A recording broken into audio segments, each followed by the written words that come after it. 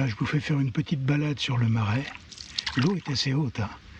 Mais ça c'est dû aussi à la retenue d'eau au barrage des Castors. Le Castor a construit son barrage à une centaine de mètres derrière moi. Et le niveau de l'eau est resté assez haut. Ça fait qu'ils n'auront pas de problème pour survivre cet hiver. Ils ont de l'eau, ils vont pouvoir plonger sous la glace, aller chercher la provision et passer l'hiver. On peut faire les moins 30, moins 35.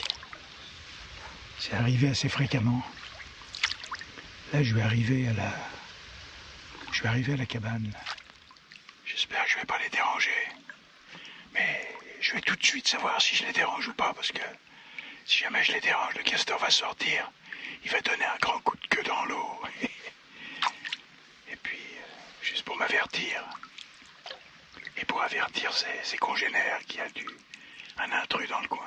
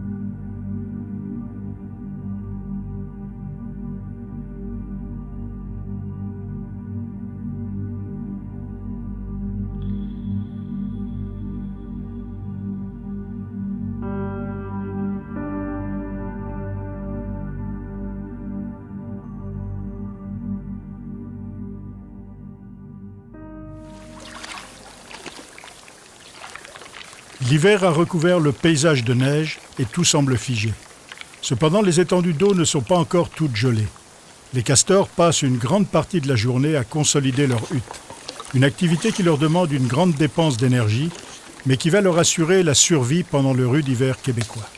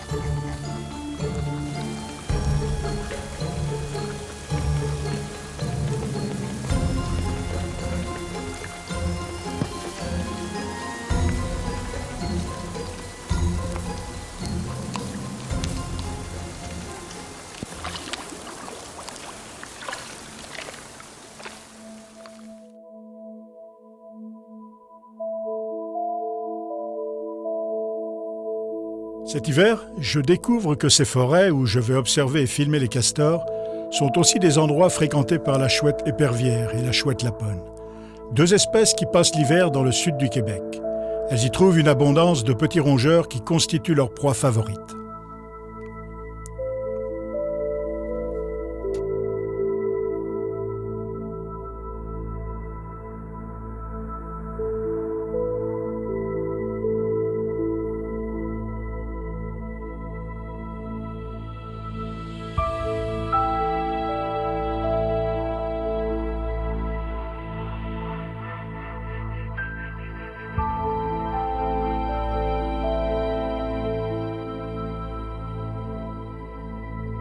D'autres espèces comme la chouette rayée, le hibou grand-duc et la petite nyctale y sont présentes toute l'année.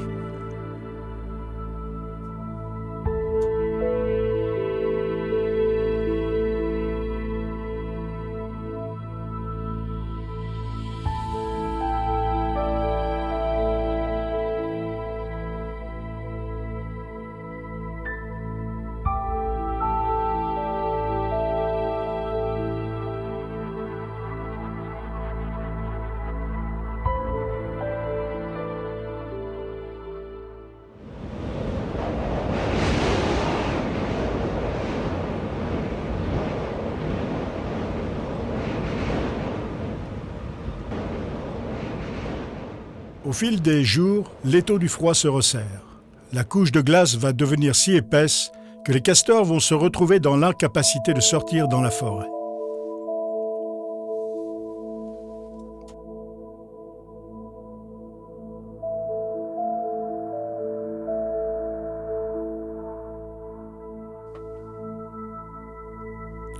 Le petit peuple des lacs et des forêts va devenir le petit peuple des glaces.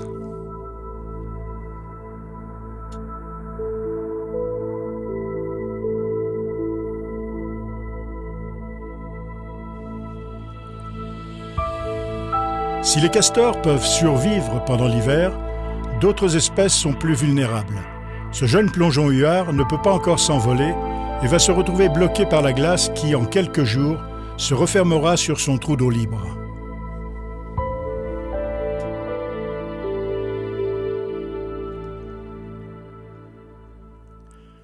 Voici le témoignage de Nancy Hood qui a suivi l'évolution de la situation. Au début, c'est ça, le lac n'était pas gelé encore. Puis on voyait le huard, puis on se disait, mon Dieu, il n'est pas parti avec les autres. Puis là, à un moment donné, le froid s'est installé. Là, la glace a commencé à prendre de plus en plus. Le huard, lui, il restait dans un rond d'eau. Probablement que la glace, elle prenait pas parce que lui, il continuait de nager toujours dans son rond. Puis un moment donné, il s'est déployé les ailes. Puis là, j'ai vu que...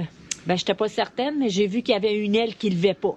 Fait que là, je me suis dit, c'est probablement la cause.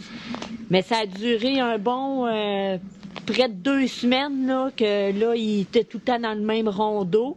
Mais là, ça gelait de plus en plus. Là, dans les derniers jours, là, il faisait de plus en plus froid, puis le rond, il avait rapetissé de plus en plus. Fait que là, je me suis dit, c'est sûr qu'il va finir par mourir pris dans la glace. Puis là, la dernière nuit, le rond d'eau autour de lui était rendu vraiment minuscule, là, d'après moi, 10 pieds carrés, un diamètre de 10 pieds peut-être, là. Puis rendu à l'heure du dîner, là, quand on était comme un peu découragés parce que là, on savait que l'oiseau, il serait pris dans la glace parce qu'il annonçait -20 la nuit d'après. Comme par hasard, la nature fait bien les choses. Un pigargue à tête blanche est arrivé. Puis il s'est mis sur le bord du trou. Là, le huard, lui, il a plongé. Il a ressorti comme 2 fois. Puis la deuxième fois, là, le pigargue, il l'a pogné.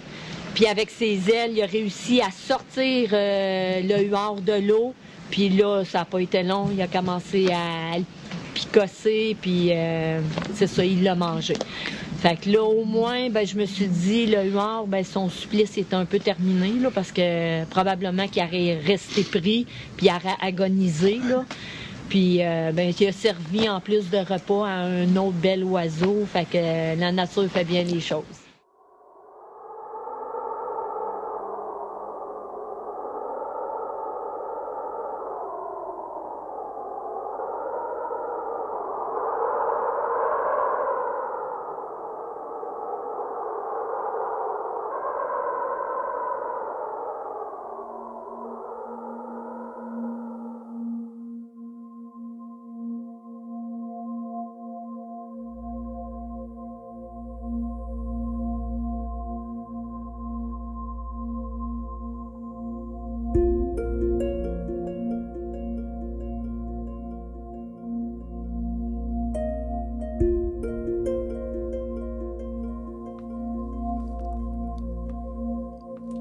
En janvier, je rejoins une région où les années précédentes, j'avais filmé des castors qui étaient restés actifs pendant une bonne partie de l'hiver.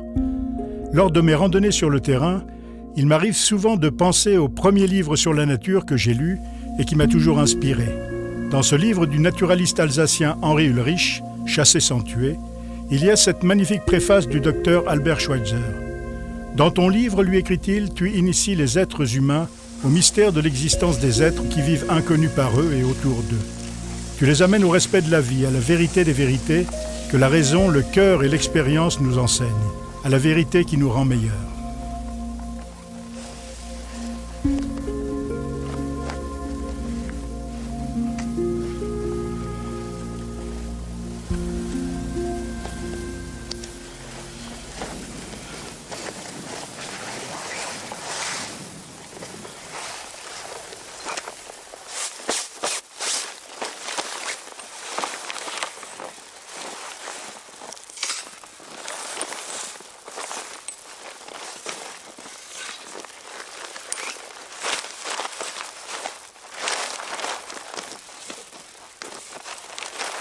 Au bord du lac gelé, où j'avais filmé les castors l'année passée, il y a des traces fraîches qu'ils ont laissées récemment en traînant des branches depuis la forêt enneigée.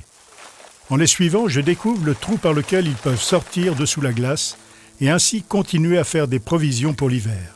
J'installe une cache et j'attends.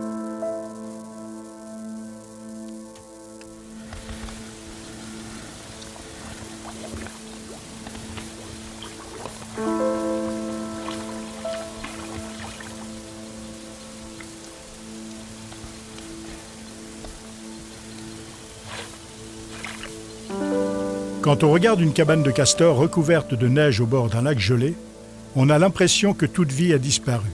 Et pourtant, de la vie, il y en a sous parfois plusieurs dizaines de centimètres de glace. Les castors n'hibernent pas, mais on ne les verra pas si on n'a pas la chance de trouver des traces de leur activité près d'un trou d'eau libre qu'ils ont entretenu dans le lac gelé.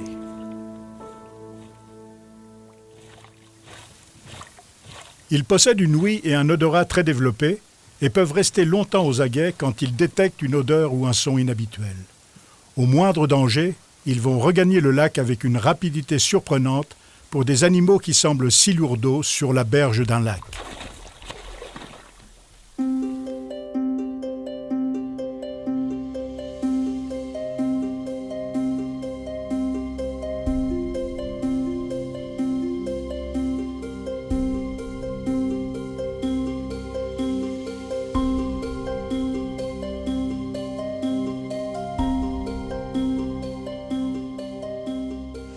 Alors voilà, là j'ai suivi les traces d'un loup, ça fait bien 1 heure que je suis sur sa piste. Bon, je le verrai pas, mais les pistes sont des pistes de la nuit.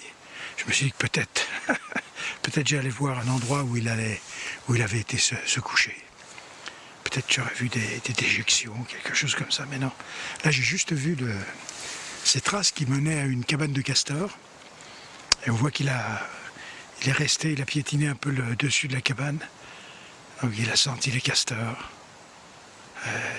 Je m'imaginais le loup en train de sentir, et puis les castors à l'intérieur, peut-être conscients du danger. Alors, en tout cas, c'est une superbe journée. Il a fait beau, soleil, bientôt la pleine lune. Au fil des années, j'ai maintenu avec la nature un contact de solitaire. Une solitude volontaire qui amplifie le côté émotionnel de ces moments intenses vécus en milieu sauvage. Mais cela ne m'empêche pas de ressentir le besoin de partager avec d'autres. J'éprouve toujours un grand plaisir à voir une personne heureuse quand elle photographie ou filme une espèce difficile d'approche en ma compagnie.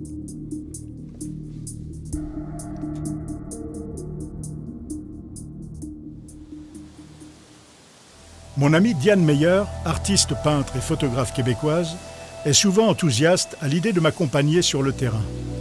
Un hiver précédent, je l'ai emmenée observer les harfans des neiges, une espèce qui, à la fin de l'automne, quitte la toundra du Grand Nord pour venir dans le sud du Québec où elle trouve une abondance de nourriture.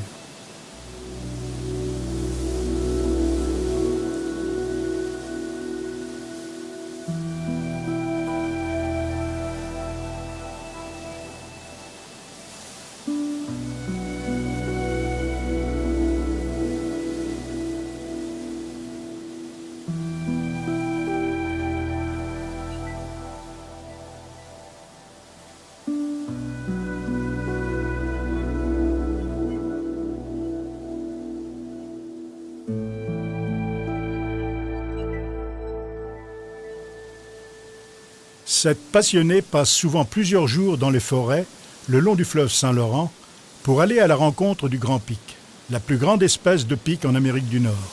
Un oiseau qui, en hiver, trouve sa nourriture sous l'écorce de vieux arbres.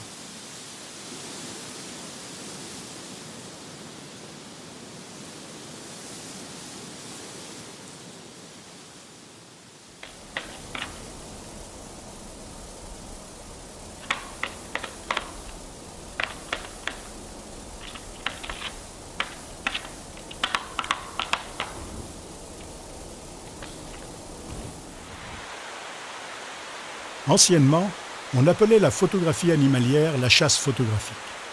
Le naturaliste alsacien Henri Ulrich disait à ce propos « Chasser pour moi, c'est s'emparer par la connaissance des réalités qui rattachent toute créature au grand ensemble vivant.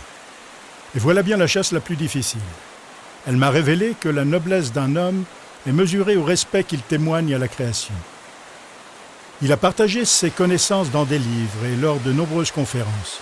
Il reste pour moi une référence parmi les humanistes du siècle dernier qui ont développé le respect du vivant en retrouvant un certain bon sens.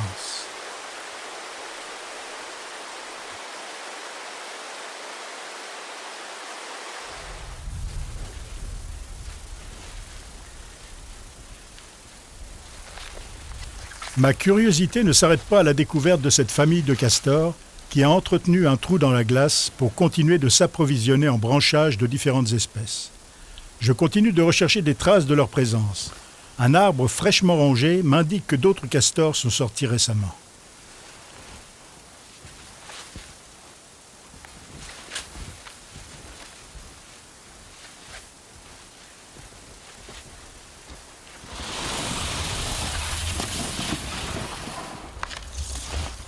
J'installe un campement à proximité et vais pendant les jours suivants faire d'intéressantes observations.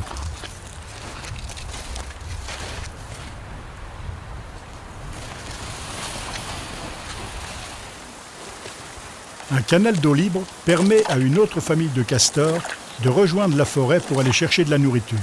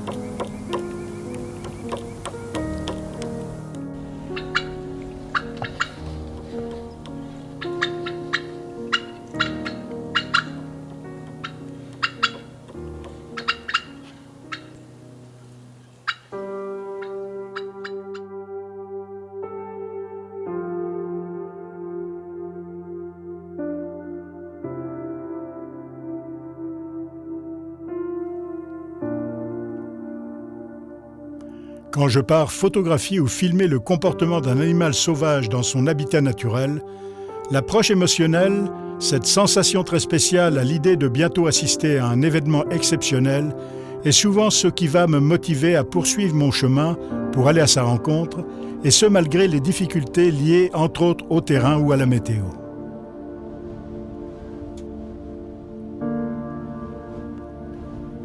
Je piste en suivant les traces qu'il a laissées au fil de son déplacement. Quand j'arrive dans sa présence, il m'a déjà vu ou déjà senti et il est aux aguets. Va-t-il fuir ou se sentir en confiance ?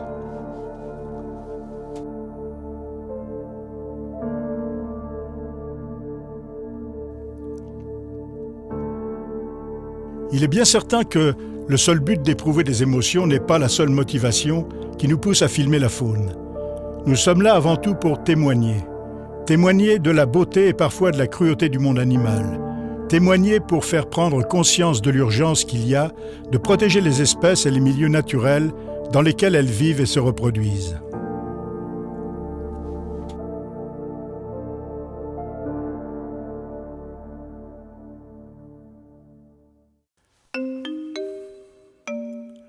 Comme les castors, les loutres sont actives toute l'année et elles partagent souvent le même lac que ces derniers. En hiver, quand elles se déplacent sur la neige, parfois sur de grandes distances, pour aller d'un point d'eau libre de glace à un autre, leur corps fuselé et porté par des pattes très courtes laisse des traces qui ne trompent pas. Des traces qui permettent de les suivre jusqu'à l'endroit où elles viennent se nourrir, et parfois on a la surprise de voir qu'elles sont venues visiter une ancienne cabane de castors.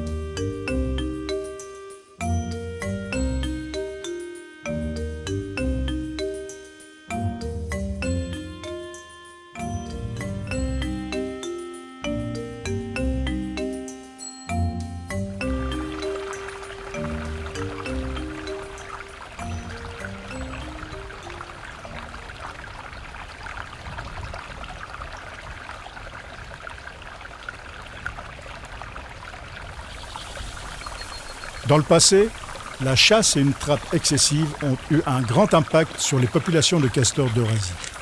Dans un article publié en 2020 dans la revue scientifique de la Société anglaise de mammifères, on écrivait « Il y a un siècle, il restait 1200 castors dans des régions dispersées depuis la France jusqu'à la Mongolie.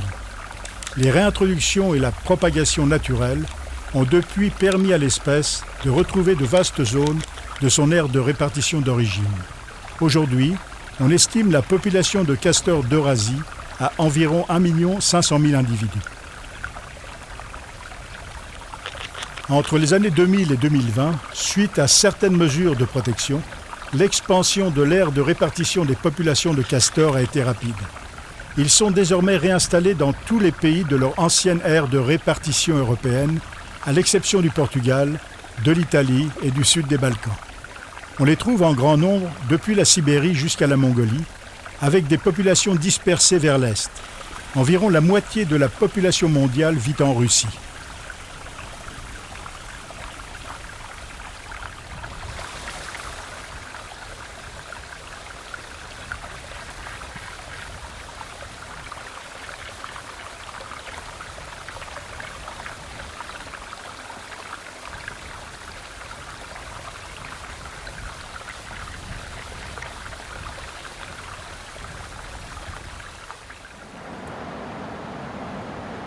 Dans la région de la Mauricie, au Québec, Si la date officielle du printemps est comme partout le 21 mars, on en voit les premiers effets que bien plus tard. Le dégel des rivières s'annonce par le morcellement de leurs carapaces de glace et le bruit des masses d'eau qui va crescendo avec l'avancée de la saison.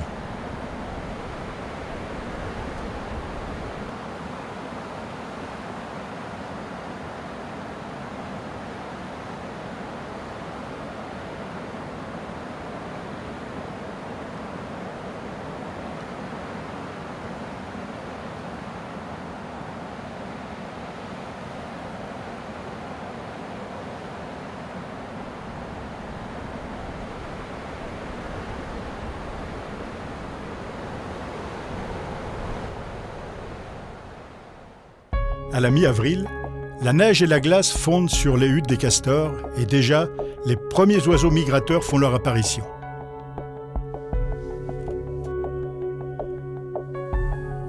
Je profite de mes sorties sur le terrain pour voir comment les espèces animales, comme ici le grand héron, réagissent en voyant et en entendant mon drone. Celui-ci semble ignorer complètement cet oiseau de plastique et cela me laisse entrevoir de belles opportunités futures pour filmer avec cette technologie.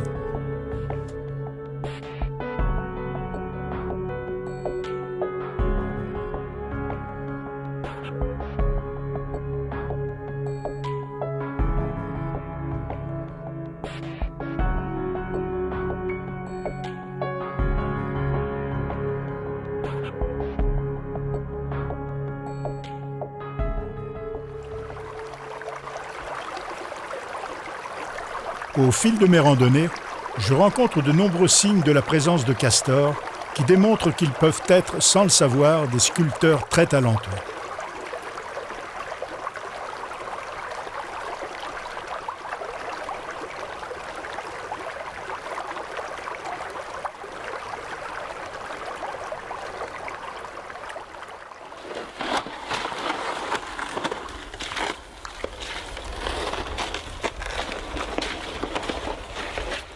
Les nombreux marais de la région accueillent les premières espèces qui se font habituellement très discrètes. La grue du Canada, bien qu'étant une des plus farouches, fait entendre ses cris à des kilomètres à la ronde.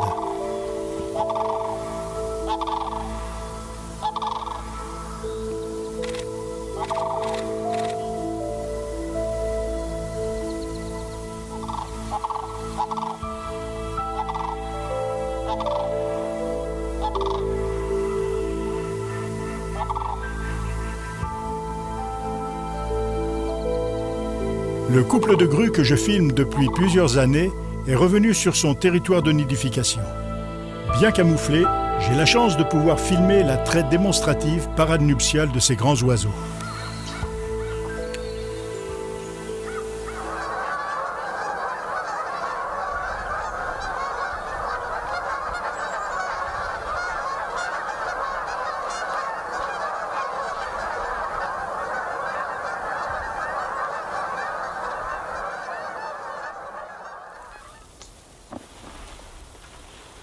Pour la troisième année consécutive, un couple de bernaches du Canada a construit son nid en bordure d'un étang où je filme les castors. Je regagne une cache installée depuis peu de temps et observe le couple. Les œufs ont été pondus et l'incubation a débuté.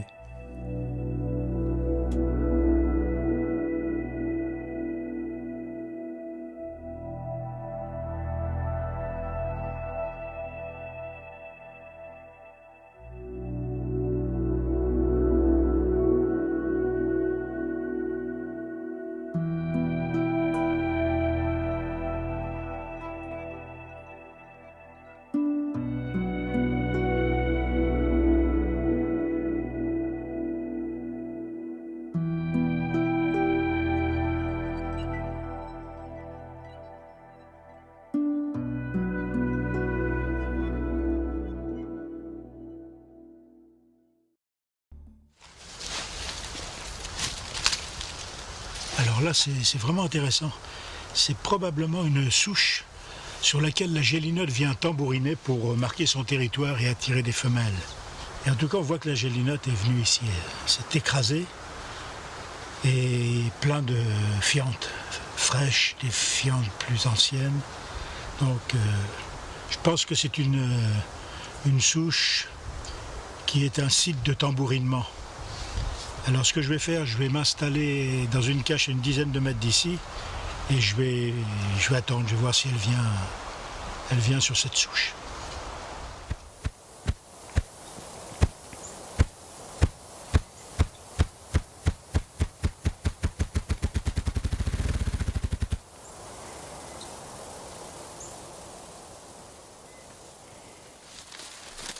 À la fin du mois d'avril, j'invite mon amie Sylvie à venir photographier une gélinote huppée qui revient chaque matin tambouriner sur un tronc de bouleau renversé par une tempête hivernale. Si la cache semble indispensable au début des prises de vue, elle devient bientôt inutile. L'oiseau ne semble pas apeuré par la présence de la photographe.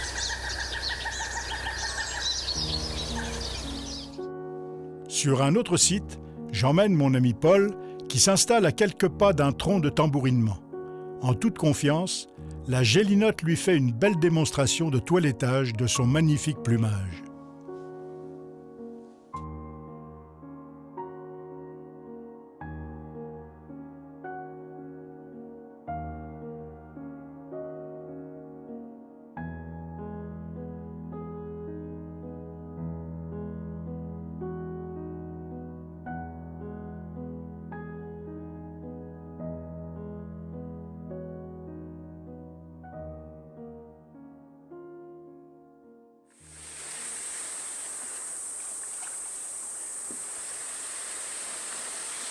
Après le dégel des lacs, les premières sorties en canot de la saison sont toujours très agréables et me permettent de rejoindre les sites de nidification de certaines espèces parmi les plus farouches, comme le buteur d'Amérique, qui est passé maître dans l'art du camouflage.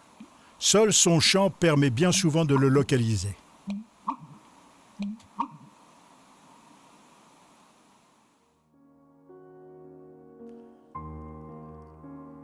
Le couple de grues filmé ce printemps pendant la parade nuptiale a choisi une étendue de quenouilles au bord d'un petit lac pour construire son nid.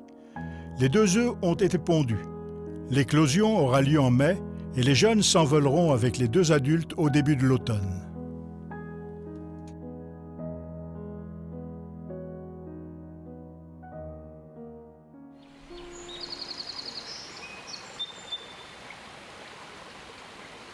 Ici au Québec, après le long hiver, c'est avec une certaine impatience qu'on attend de voir la couleur verte des premiers feuillages. Et nous ne sommes pas les seuls.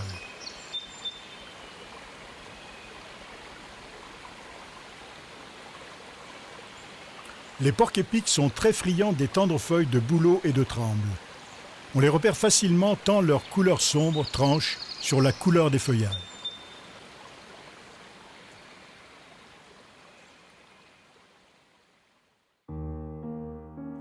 Les étangs ont également reverdi. Les castors pourraient se contenter des nouvelles pousses de plantes aquatiques, mais certains peuvent s'éloigner de l'élément liquide sur plusieurs centaines de mètres et ainsi se mettre à la merci des prédateurs pour chercher les branches et les feuillages des essences qu'ils préfèrent.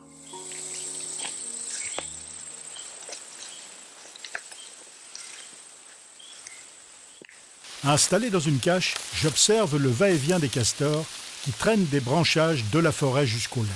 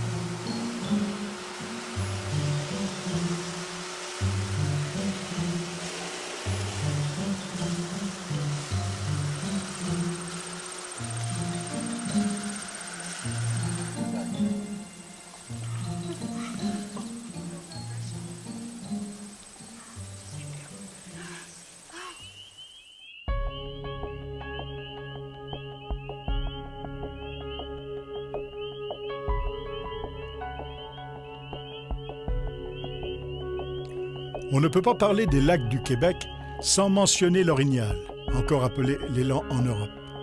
Du printemps jusqu'à l'automne, ce cervidé, le plus grand d'Amérique du Nord, passe chaque jour de nombreuses heures dans les lacs pour se nourrir des plantes aquatiques qui vont lui apporter les sels minéraux nécessaires à son développement. En mai, c'est l'époque des naissances. Les jeunes grandissent rapidement et vont rester avec les femelles jusqu'au printemps suivant. En plus du lait maternel, ils engloutissent de grandes quantités de plantes aquatiques.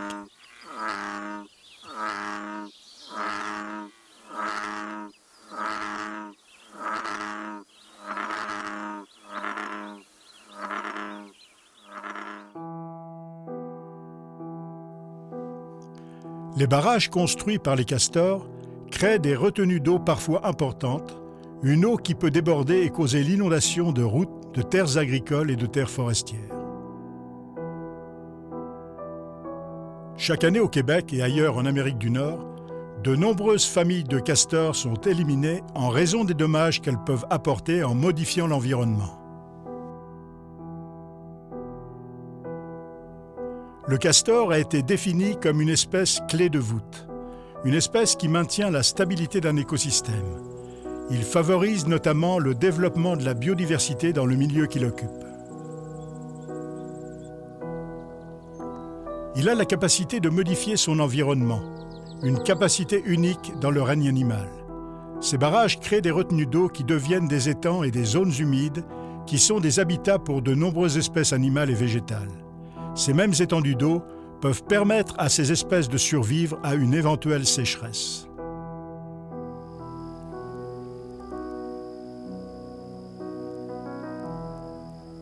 Au fil des années, j'ai filmé des espèces de l'avifaune qui sont venues s'installer dans les milieux aquatiques créés par les castors. Les canards branchus, les harles couronnées, ainsi que de nombreux limicoles comme le grand chevalier et la bécassine de Wilson y sont fréquemment observés.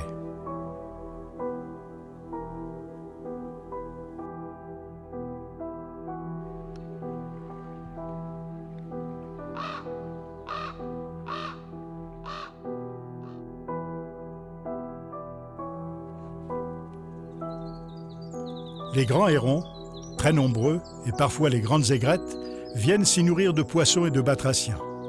On y voit également le butor d'Amérique, les carouges à épaulettes, les quiscales et différentes espèces de pics, comme le pic chevelu et le pic flamboyant, qui nichent dans les cavités des arbres morts.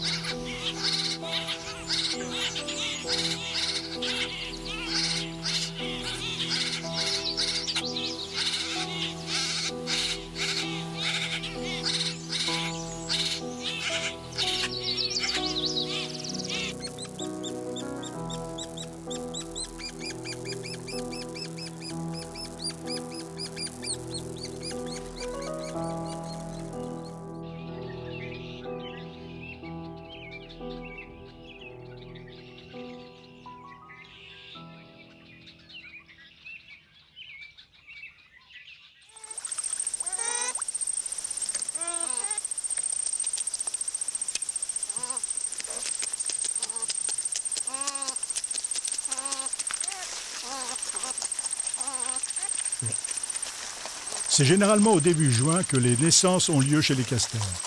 Après une gestation d'une centaine de jours, la femelle met bas entre 3 et 4 petits qui resteront avec les adultes jusqu'à l'âge de 2 ans.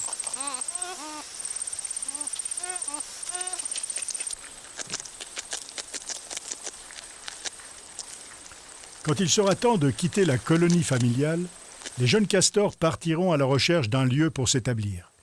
Ils pourront parfois parcourir de grandes distances pour éviter d'être en compétition avec d'autres familles. Sur leur nouveau lieu de vie, ils construiront des barrages et une hutte. Ils trouveront un partenaire et le cycle reprendra.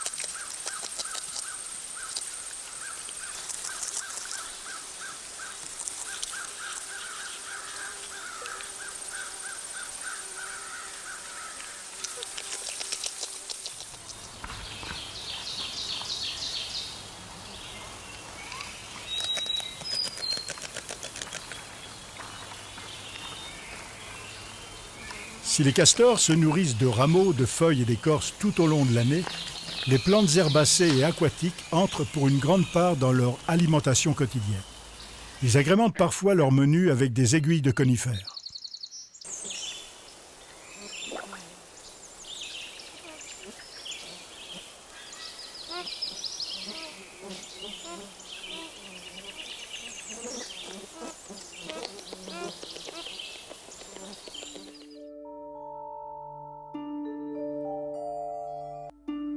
Il y a la faune sauvage qui s'aventure rarement dans les zones urbaines et celle qui, de temps en temps, a l'audace de venir au cœur de votre jardin où poussent toutes sortes de légumes plus appétissants les uns que les autres.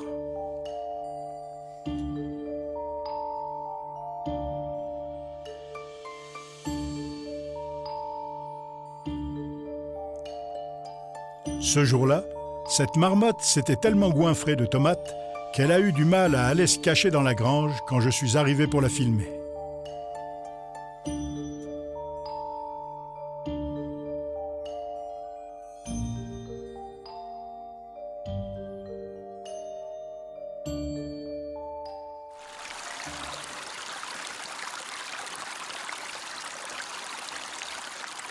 À la fin du mois de juillet, les castors, qui passent beaucoup de temps à se nourrir, ont engraissé.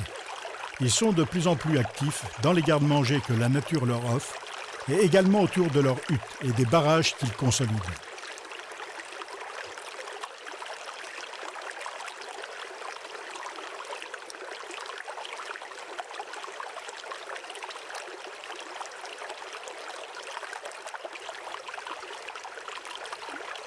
Les castors peuvent construire leur hutte en une trentaine de jours.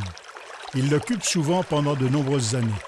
À l'intérieur, il y a un endroit où ils s'alimentent, une chambre de repos et souvent 2 ouvertures pour entrer dans la hutte et s'en échapper si un prédateur fait son apparition.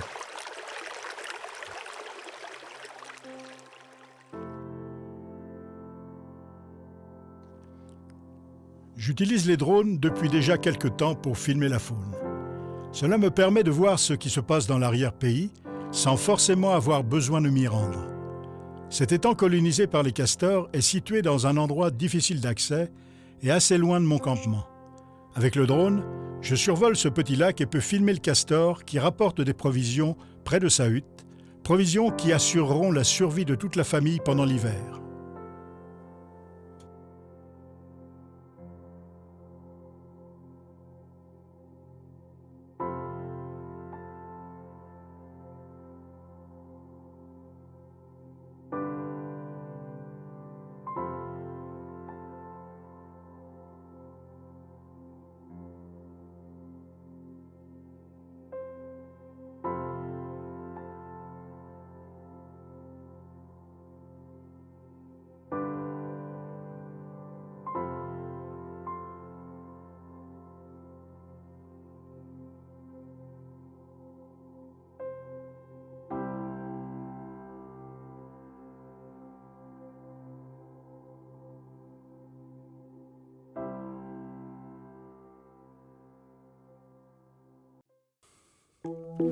Au mois d'août, après plusieurs mois passés à filmer les castors dans diverses régions du Québec, je retourne dans le parc national de la Mauricie, où depuis mon arrivée dans la belle province, j'ai passé de nombreuses heures à photographier et à filmer la faune.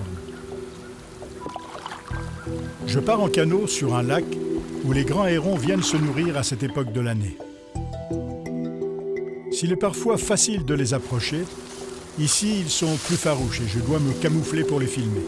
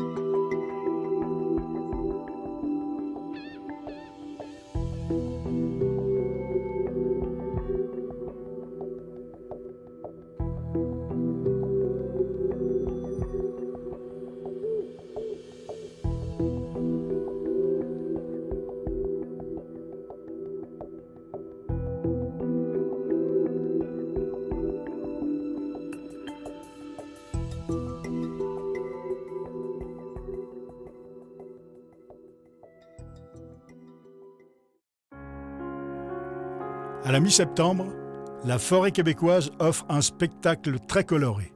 Les érables et autres feuillus se parent des couleurs qui attirent chaque année les visiteurs du monde entier. La forêt devient alors un écrin idéal pour les nombreux ruisseaux et les chutes d'eau qui dévalent vers les lacs.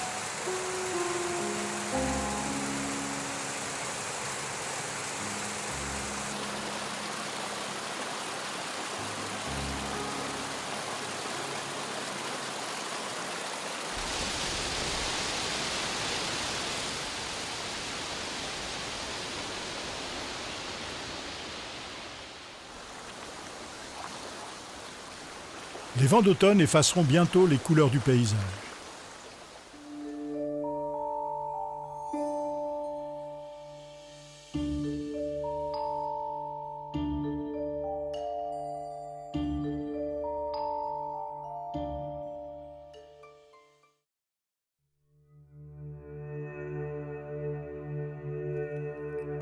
En décembre, la forêt est à nouveau recouverte d'un manteau blanc.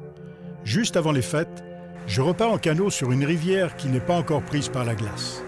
Je rejoins un site où les castors sont encore très actifs.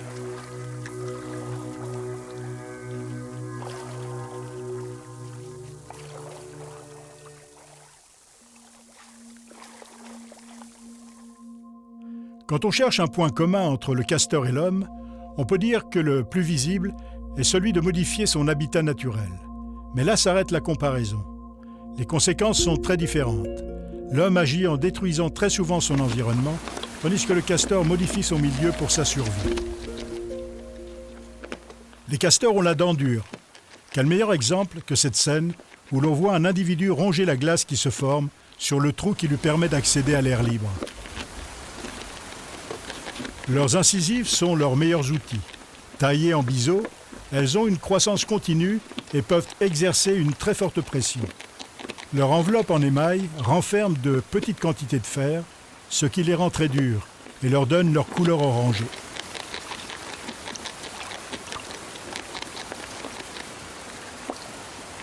Dans ce film documentaire, dont le castor est le fil conducteur, j'apporte des informations qui découlent de mes observations faites pendant mes nombreuses journées passées sur le terrain au fil des 4 saisons.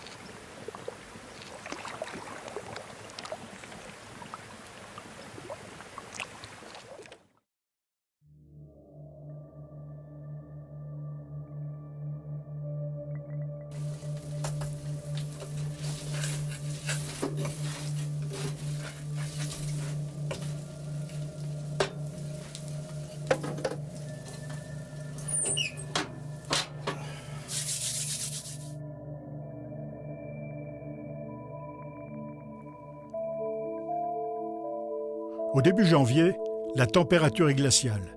Les huttes des castors sont toutes recouvertes de neige et de glace.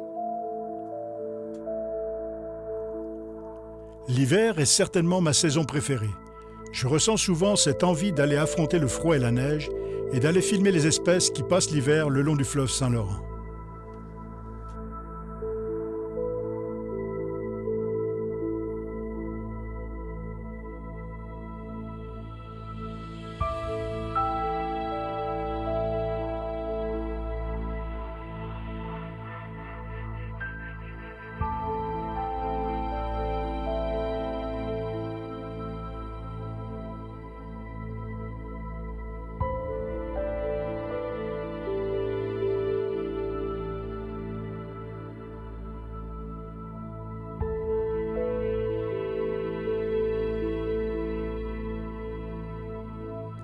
En Amérique du Nord, si les castors ne sont pas en voie de disparition, d'autres espèces animales sont menacées. Au Québec, en Gaspésie, dans les monts Chic-Choc et McGarrigle, les caribous forestiers d'écotype montagnard ont pratiquement disparu en raison de la destruction de leur habitat par les coupes forestières, notamment les coupes de forêts anciennes, qui sont l'habitat dans lequel ils se nourrissent. Pendant l'automne 2024, on a dénombré seulement 24 individus.